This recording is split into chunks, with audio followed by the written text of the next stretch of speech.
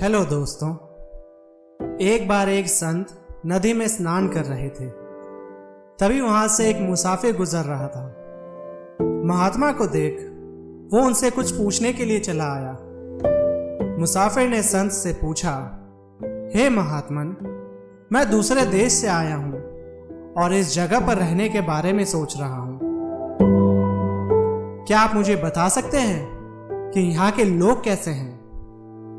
ये सुनकर महात्मा बोले, जरूर मैं इसका जवाब दूंगा, पर तुम मुझे पहले ये बताओ कि जिस देश से तुम आए हो वहां किस तरह के लोग रहते हैं। इस पर मुसाफिर ने जवाब दिया कि वहां तो कपटी और बुरे लोग रहते हैं, इसीलिए मैं उस जगह को छोड़कर यहां रहने के लिए आया हूं। यह सुनकर महात्मा बोले, बंधु, तुम्हें यहां भी कपटी और बुरे लोग ही मिलेंगे। यह सुनकर मुसाफिर आगे चल पड़ा।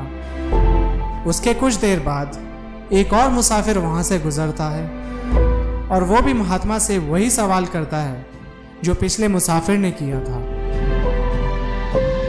महात्मा भी उस मुसाफिर से वही सवाल पूछते हैं कि जहां से तुम आए हो वहां के लोग कैसे हैं। इस पर यह मुसाफिर कहता है कि मेरे देश के लोग तो सच्चे और नेक दिल हैं। मेरा वहां से जाने का कोई मन नहीं था, लेकिन व्यापार की वजह से मुझे आना पड़ा। यह सुनकर महात्मा बोलते हैं, हे बंधु, तुम्हें यहाँ भी सच्चे और नेक दिल लोग मिलेंगे। यह सुनकर मुसाफिर खुश होकर आगे बढ़ता है। यह दृश्य देखकर शिष्य समझ नहीं पाते और महात्मा से पूछते हैं कि गुरुजी, आपने दोनों मुसाफिर को अलग अलग जवाब क्यों दिए? इस पर महात्मा मुस्कुराकर कहते हैं, जैसे हम होते हैं अपने आसपास भी उसी तरह की चीजें देखते हैं। अगर हम अच्छाई देखना चाहते हैं तो अच्छे लोग मिलेंगे, अगर बुराई देखते हैं तो बुरे लोग मिलेंगे।